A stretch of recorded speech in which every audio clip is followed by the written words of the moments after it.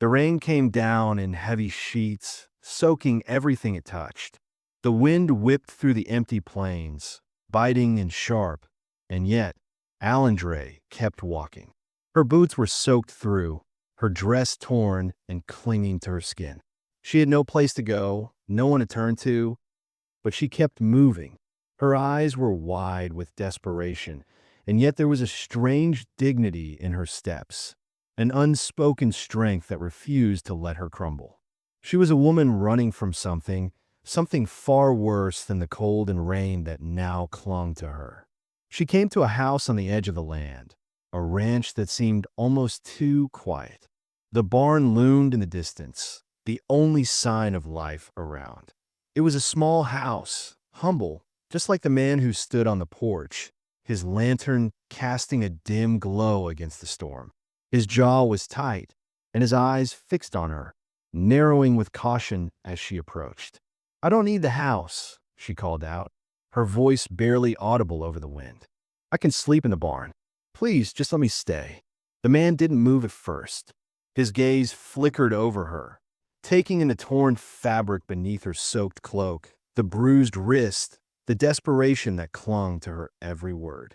But there was something else in her eyes, too, something that made him hesitate. She wasn't just asking for shelter.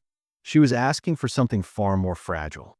"No," Angelo said sharply, the word leaving his mouth like a stone dropping into a still pond. He couldn't offer her what she wanted.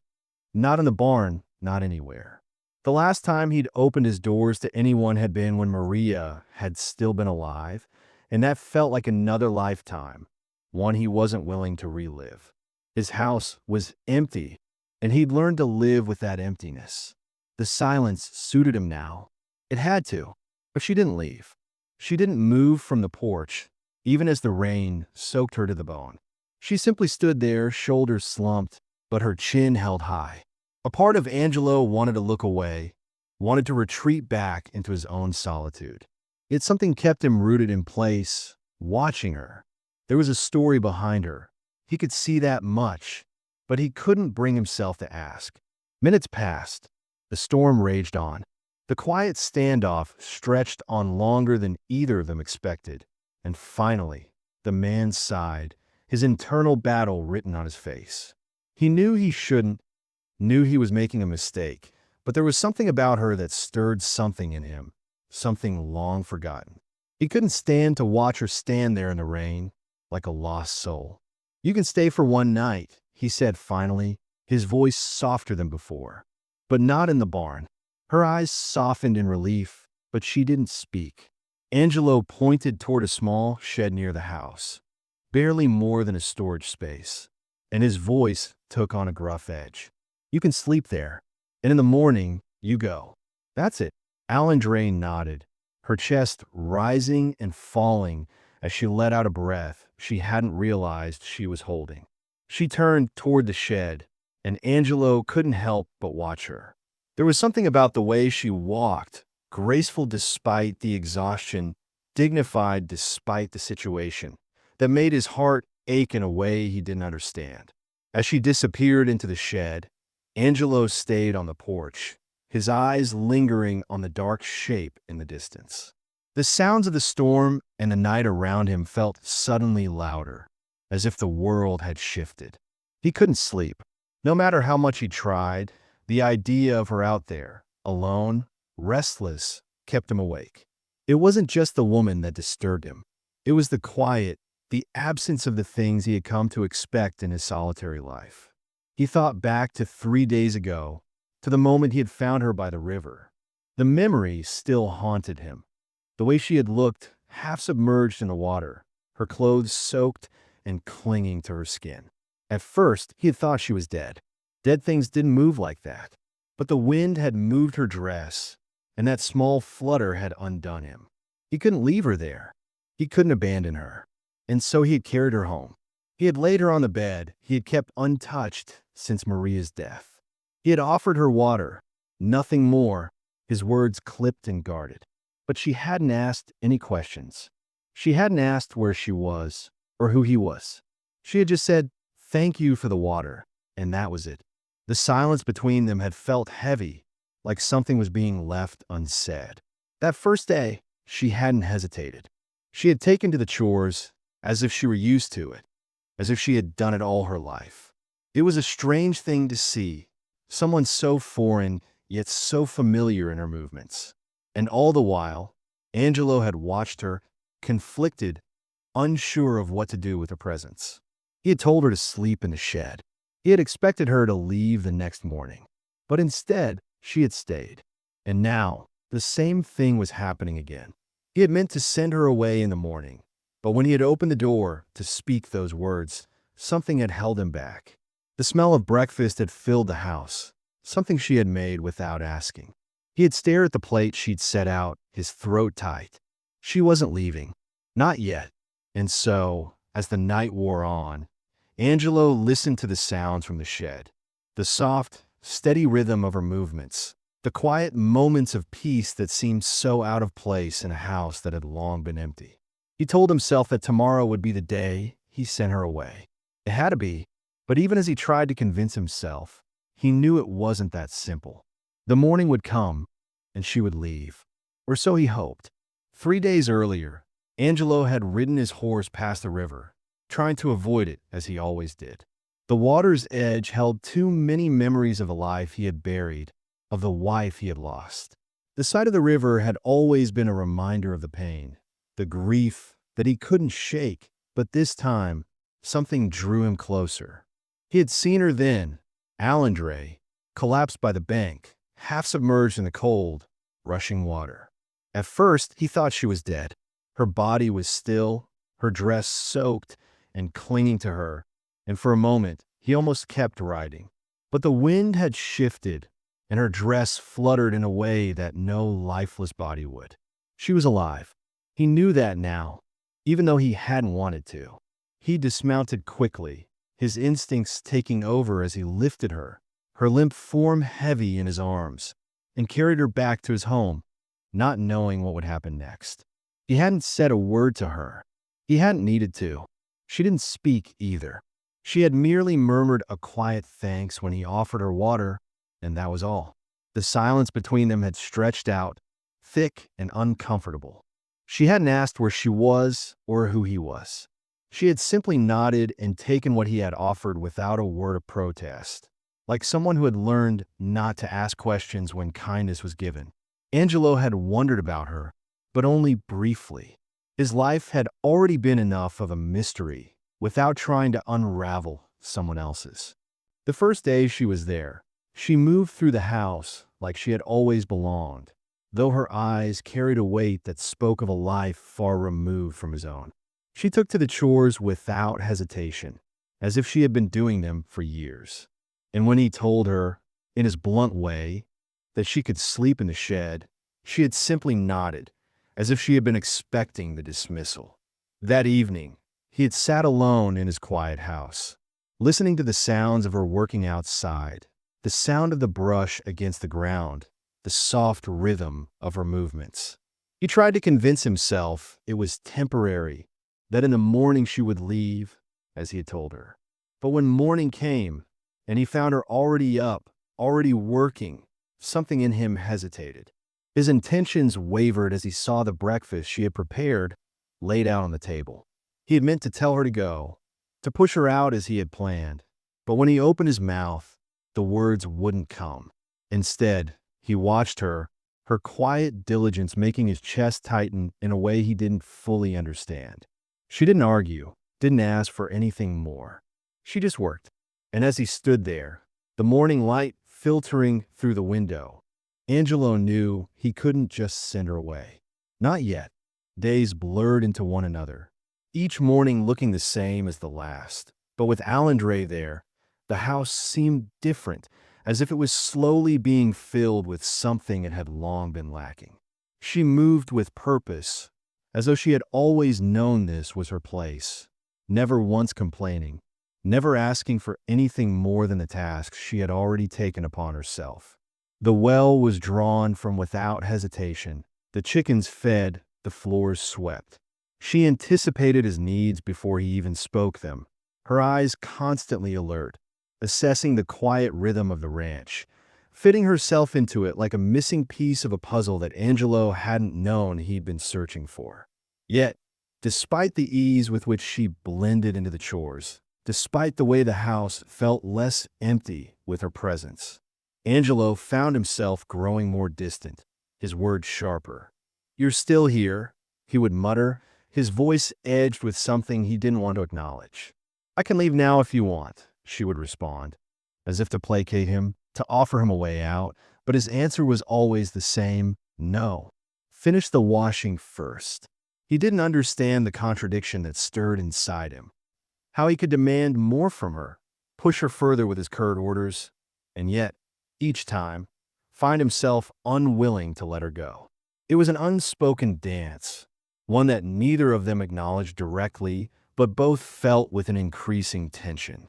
Angelo felt a strange sense of discomfort as the days passed. There was something in the air, a slow pressure building, a sense that neither of them was truly honest with each other or themselves. One evening, when he returned from a trip to town, he saw something that caught him off guard. His horse, usually reserved and standoffish, lowered its head in a trusting gesture as Alandre approached, her hand reaching out to calm the animal. Angelo watched from the doorway, a strange, inexplicable surge of jealousy rising in his chest. The horse shouldn't trust her. The horse should have been wary, should have been as suspicious as he was. But it wasn't. It lowered its head to her, a quiet acceptance that gnawed at him in a way he didn't understand. Alandre, with that quiet patience of hers, knelt to remove a splinter from the horse's hoof, her fingers working with a skill that spoke of years of experience. Angelo felt a tightness in his chest. He told her to stop, his voice harsher than he intended, but she didn't argue. She simply rose, met his gaze for a brief moment, and then nodded without a word. His anger flared, irrational, and yet it lingered, uncomfortable and unwelcome. He didn't understand why it bothered him so much, but it did. As the days passed, more subtle shifts began to occur. Neighbors started to notice, as they always did, and their eyes grew sharper, their glances longer. One afternoon, a wagon arrived from the neighboring ranch, and with it, a woman who seemed to take an immediate interest in Alandre. She looked her over with eyes full of judgment, her lips curling into a faint sneer. "Didn't know you had help, Angelo," she said, the words laced with thinly veiled condescension. Angelo's jaw tightened, the urge to snap at her rising, but he held it back. "Don't speak to anyone who comes by," he told Alandre later, his voice cold, the command slipping out more easily than he intended. "Yes, sir," she had replied, and something in her tone made him hate himself for saying it. He could see the way her eyes flickered with something he couldn't name. Resignation, maybe, or perhaps just the quiet acceptance of a woman who had learned long ago that her worth was determined by the tasks she could perform, not by the respect she might deserve. The growing pressure was palpable now, the tension rising like a storm cloud waiting to break. It was as though everything was moving towards some inevitable collision. The arrival of the man on horseback felt like a catalyst. A stranger to Angelo, he seemed to have arrived with a purpose, though it wasn't clear what it was. He didn't waste time with pleasantries, his gaze quickly shifting toward Alandre, who was hanging laundry on the line. The man's eyes narrowed in a way that made Angelo's stomach turn. "Work opportunities east," the man said, his words deliberate, his eyes never leaving Alandra's face. "For a woman like her, could be good work. I could arrange transport." There was something in the way the man looked at her that made the hairs on the back of Angelo's neck stand up. Alandre stiffened at the words, and in that moment, Angelo saw the fear flash across her face, though she tried to hide it. She didn't flinch, didn't move, but there was a tightness in her shoulders, a tension that spoke volumes. He could feel the shift in the air between them, the way everything seemed to grow heavier, more fraught with meaning. The man left with the same casual confidence, as though he had already won something. After he rode off, Angelo turned to find Alandre frozen, her eyes wide, her breath coming in quick bursts as she tried to steady herself. She was trembling, though she hadn't made a sound, and Angelo felt a knot form in his stomach. "Who was that man?" he asked, though he already knew the answer. But Alandre didn't speak. She didn't have to. It was written in the fear that still gripped her, in the way she flinched at every noise, every movement around her. She was terrified, and he could see it now more clearly than ever. This wasn't just about a woman running from her past. It was about someone who had been running from something much worse. The tension between them now wasn't just about the house or the ranch. It was about survival, and neither of them knew how to escape it. It was a quiet afternoon when it happened. Angelo had been working in the fields, the sun high in the sky, but the heat didn't seem to bother him, at least not at first. His head had been pounding for hours, a dull throb at the back of his skull that he had ignored. He hadn't been sleeping well lately, the weight of Alandra's presence in the house stirring something inside him that he didn't know how to handle. He kept pushing through the day, his body aching, his hands trembling slightly with each task. But then something shifted. The world seemed to tilt. The ground beneath him felt unsteady, and he reached for the fence to steady himself. But his vision blurred, the colors of the world running together. He felt a cold sweat break out across his forehead, his legs weakening beneath him as the world spun out of control. He didn't remember falling, but the next thing he knew, he was on the ground, the sharp sting of gravel scraping against his skin. Everything was spinning, his breath coming in ragged gasps. And for a brief moment, he wondered if he was going to die out there, alone in the fields, just like he'd spent so many years living. The thought was both a comfort and a fear he couldn't quite understand. He didn't remember how long he had been unconscious, but when he opened his eyes again, he was lying in his bed, the familiar rough sheets against his skin. His body felt heavy like lead, and he realized with a sharp jolt that he could barely move. Alandre was beside him, her cool hand pressing a damp cloth to his forehead. She was calm, too calm, and her face was set in a quiet determination. She didn't look at him like a stranger. She didn't look at him with fear or pity, but with something else. Something he wasn't sure he could name. He tried to push her away, but his limbs didn't respond. He was too weak to fight, too weak to even sit up. "You're burning," she said, her voice soft but firm. "You need to stay still." Her hands were gentle as she adjusted the cloth, her movements practiced, sure. He could feel the heat of his body radiating out in waves. And the more she touched him, the more he felt himself sinking into the fever, into a delirium he couldn't escape. "I'm fine," he muttered weakly, but his words were broken, his voice slurred. "I'm fine." But even as he said it, he knew it wasn't true. He wasn't fine, and the more he tried to fight it, the worse it became. His thoughts began to fragment, memories slipping in and out of his mind like fleeting shadows. He heard himself speak, though it wasn't something he had planned. Maria. The name left his lips before he could stop it. The sound so raw it made his throat tighten. He had never said her name out loud like that since she died. He hadn't even realized it had slipped from his mouth until it was too late. His chest tightened with the weight of grief, and a tear escaped the corner of his eye. But Alandre didn't react. She didn't flinch. She didn't ask questions or offer pity. She just kept her cool cloth on his forehead, her fingers brushing his hair back in a quiet, calming motion. He couldn't understand why she didn't say anything, why she didn't push him to talk or explain himself. But in that moment, he realized that maybe he didn't need to. Maybe, just for once, he didn't have to explain every broken piece of himself. As the fever raged on, his mind drifted in and out of clarity, and the line between past and present blurred. Memories of Maria intertwined with the woman beside him, and he couldn't tell if he was seeing the past or the present. He was too tired to care. He wanted to rest, to let go, to stop feeling so much. But even as the fever kept him bound, Alandre stayed beside him, her presence an anchor, grounding him when he felt like he was slipping away. It was in the quiet moments, when he was too weak to protest, that he began to notice things about her. The way she moved with quiet confidence, her hands steady even when everything around them seemed uncertain. Her voice was always soft, never demanding, and the way she looked at him, it wasn't pity. It wasn't sympathy. It was something more, something that made him feel seen in a way that he hadn't felt in years. When he woke up again, the fever still holding him in its grip, but not as intensely, he found her sitting beside him, her eyes watching him with an almost unreadable expression. He could see the care in her, the concern, and yet there was something else there too.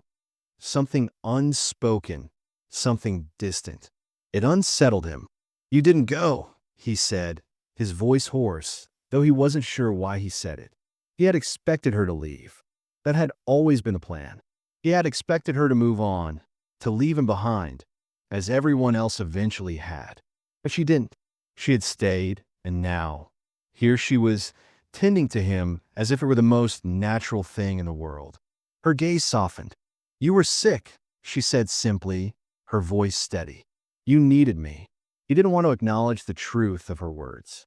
He didn't want to face the reality that she had stayed because she felt responsible for him, or worse, because she felt sorry for him. He had learned to live alone. He had learned to bury his feelings, to push away any warmth, any connection, because he couldn't bear to lose it again. "You should have left," he murmured, more to himself than to her, the words escaping with a bitterness he didn't intend. But she just looked at him, her expression calm and measured. "I know how to wait," she said, her voice low but resolute. The words hit him harder than he expected, like a punch to the gut. She had been waiting just as he had, waiting for something, for someone, for a place to call home. And in that moment, he realized that she wasn't just staying because she had nowhere else to go. She was staying because she wanted to, and that terrified him more than anything else.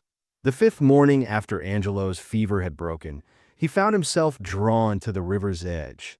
The same river he had tried to avoid for so many years. The same river that had brought Alindre to him in the first place. He hadn't meant to come here, but something had pulled him toward it, the soft murmur of the current calling him like a whisper in the wind. When he arrived, he froze. Alindre was already there, standing on the bank, her back to him, her hair damp from the morning mist. She wasn't looking at the water, but listening, her head tilted slightly as if she were waiting for something or someone. His heart stuttered in his chest. The sight of her by the water stirring a feeling he hadn't been able to name. He wasn't sure why he was so relieved to see her still here, why it mattered to him that she hadn't left. He had never expected her to stay for long, after all, but seeing her standing there, as though she belonged, brought an unexpected peace to the turmoil inside him. He approached cautiously, unsure what to say. His voice came out gruff, almost too loud for the quiet morning air.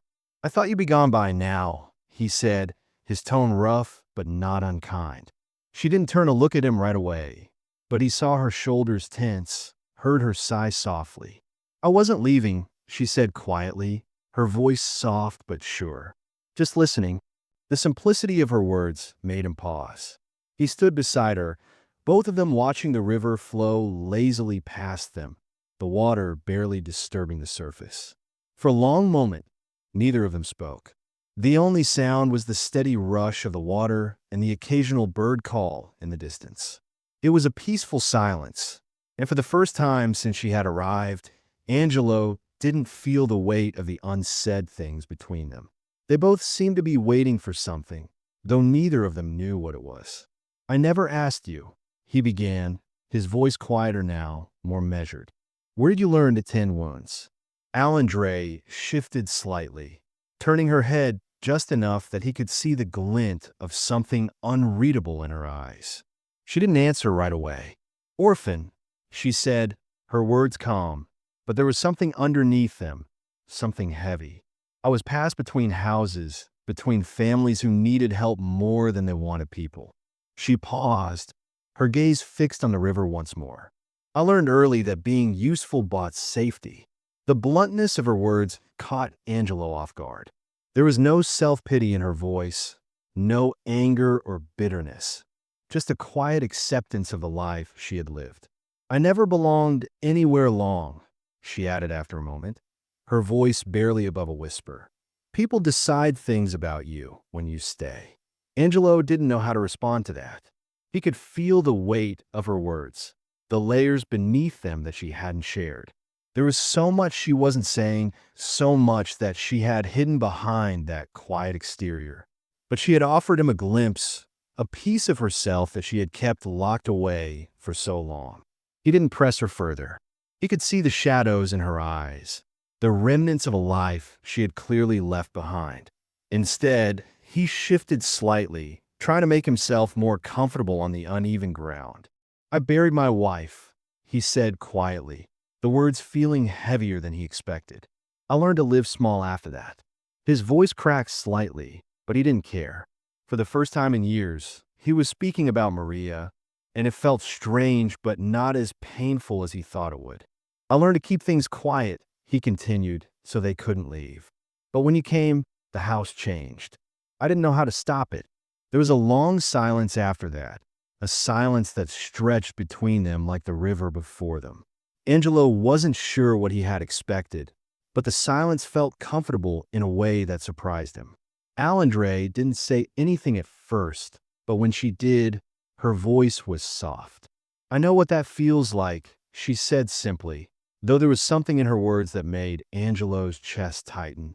He glanced at her, meeting her eyes for the first time in days, and saw something in them that he hadn't noticed before, a depth, a quiet understanding. He didn't know how to explain it, but in that moment, he realized that they were both more alike than he had ever imagined. Both of them had lost something, something irreplaceable, and both had learned to live with that loss, to survive in a world that seemed to ask too much and give too little. Neither of them had expected to find anything here, at this river, with each other. And yet, here they were, standing side by side, two broken people trying to make sense of the pieces. The connection between them was undeniable, though neither of them said it aloud. It wasn't something they needed to name. It was there, in the quiet moments, in the way they stood together, in the way the silence between them felt less like a barrier and more like an understanding. They didn't speak for a long while, the weight of their shared silence hanging between them. And yet, it wasn't uncomfortable. It wasn't something to be filled with words. In the stillness, something shifted, something changed. Neither of them could quite name it yet, but it was there, in a way they had begun to see each other. Not just as strangers, not just as people who had been thrown together by circumstance, but as two souls who had crossed paths for a reason, as if the river itself had brought them together, pushing them towards something they didn't yet understand. Finally, Angelo broke the silence, his voice quiet but resolute. "You're not leaving," he said, more of a statement than a question. Alindre didn't look at him, but he saw the faintest nod of her head. "No," she replied softly. "I'm not leaving." The words hung in the air, not as a promise, but as an unspoken agreement between them. The river continued to flow, the water carrying their unspoken truths downstream. And for the first time since Alindre had arrived, Angelo felt a flicker of hope. Perhaps they both had more to offer each other than they realized. Perhaps, together, they could begin to heal. The days after their conversation by the river grew heavier, like a storm gathering on the horizon. There was a subtle shift in the air, a tightness that neither Angelo nor Alindre could ignore. Something had changed between them, something unspoken but undeniable. It wasn't just the warmth in the house now, or the way they seemed to anticipate each other's movements. It was something deeper, something both terrifying and magnetic.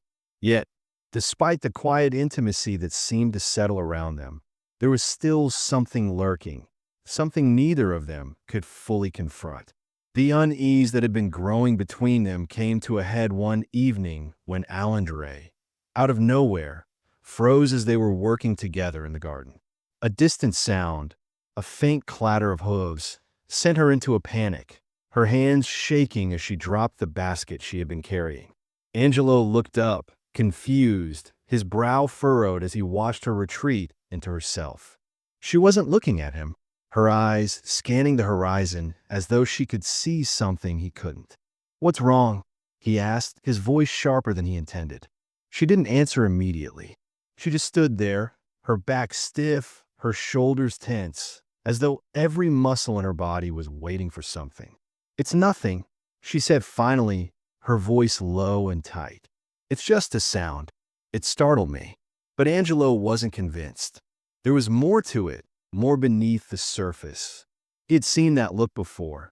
The kind of fear that wasn't just a passing fright, but a deep, rooted terror.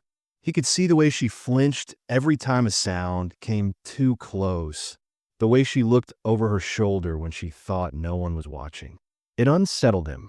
The silence stretched between them, thick with unspoken words, until the tension was too much to ignore.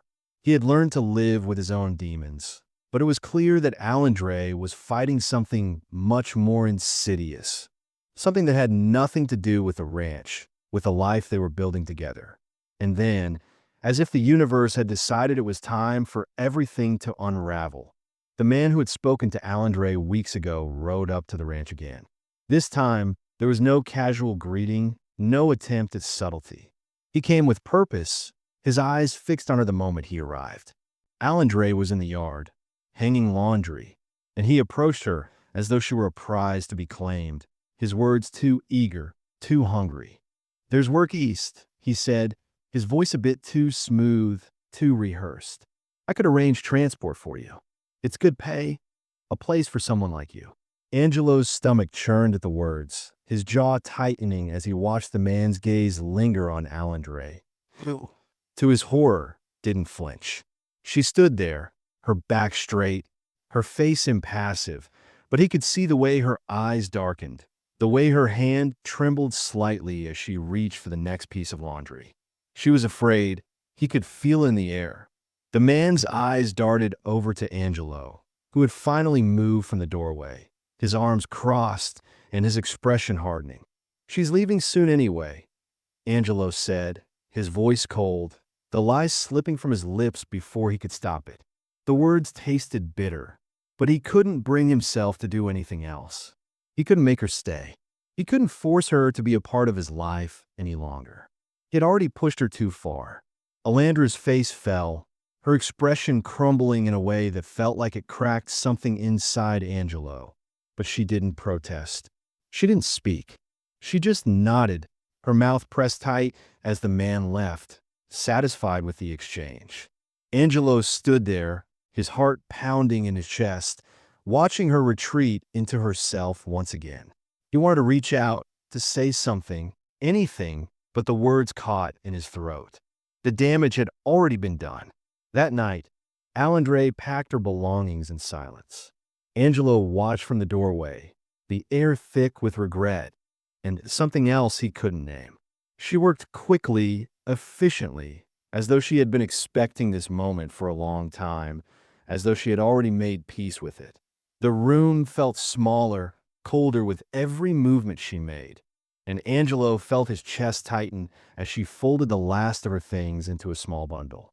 The quiet finality of it all weighed on him more than he could handle. "You should go at first light," he said, his voice flat, detached. It wasn't what he wanted, but it was what he thought he needed. It was the right thing. She nodded without a word. "I know," she replied, her voice barely a whisper, the weight of her acceptance heavier than any words could have been. That night, neither of them slept. Angelo sat in the dark, his hands clenched into fists at his sides, his thoughts a blur of regret and frustration. He had done the right thing, hadn't he? He had told her to leave, to go and find whatever life she could, but his heart wasn't in it. He was telling himself it was for her own good, that she couldn't stay here, not like this. But deep down, he knew it was a lie. He had never wanted her to leave. He had never wanted any of this to end. And as the hours stretched on, and the first light of dawn began to creep through the window, he found himself standing, his body moving without his mind's permission. He grabbed a horse, mounted it, and before he could think better of it, he was riding out into the early morning mist, following the faint trail Alandre had left behind. The world was quiet, the air crisp with the promise of a new day, but Angelo's mind was chaos. Every thought felt jagged, sharp, a reminder of everything he had done wrong, of everything he had failed to say. He rode faster, the pounding of hooves matching the beat of his heart. He had to stop her. He had to make her understand. She couldn't leave. Not like this. Not without knowing how he truly felt. By the time he reached the edge of the property, he saw her in the distance, her silhouette small and determined against the fading light. She had her bundle in her arms, and her back was straight, every step a decision she had already made. But Angelo didn't stop. He pushed the horse forward, the fear and hope rising in his chest like a flood. He couldn't let her go. Not like this. And as he called her name, his voice cracking with desperation, he realized that he had finally said what he had been holding back for far too long. Alandre. The sound of her name, torn from his chest, shattered the quiet morning, and for a heartbeat, the world seemed to freeze. Alandre stopped in her tracks, her shoulders stiffening, her back to him, the weight of his voice heavy in the stillness. She didn't turn, didn't face him, and for a moment, Angelo thought she would keep walking, that she would keep moving away from him despite everything.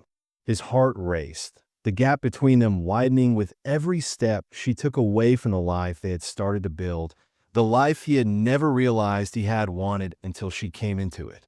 He urged his horse forward, his hands gripping the reins so tightly that his knuckles went white, but the words he had rehearsed in his mind, the things he had been too afraid to say, refused to come. They stayed lodged in his throat, choked on the fear and pride that had kept him silent for so long.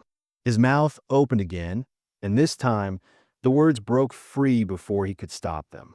"Don't go," he said, his voice cracking under the weight of everything he hadn't said before. The simple plea hung in the air, raw and exposed. Alandre didn't turn around. She didn't give him the comfort of looking at him. Instead, she just stood there, her hands clutching the bundle in front of her as if it was the only thing keeping her grounded. He could see her stiffen, see the way her body tensed as if she were fighting the urge to run again, as if she were fighting the urge to pull herself back from him, just like she had done so many times before. She had always been so quiet, so reserved, holding her emotions so tightly within herself. But now, in the stillness between them, Angelo knew there was more to her, more than just the guarded exterior. He knew she was struggling with the same things he was: fear, uncertainty, the terror of opening up to someone else after so much loss. It wasn't just about the house or the ranch or the tasks that needed to be done. It was about letting someone in, letting someone close enough to see the parts of themselves they didn't even know how to deal with. "I don't know how to let someone stay," he admitted, the words tumbling out before he could stop them. He wanted to take them back immediately, to erase them from the air, but they were already there, raw and honest. "I buried my wife," he continued, his voice trembling slightly. "I learned to live without wanting.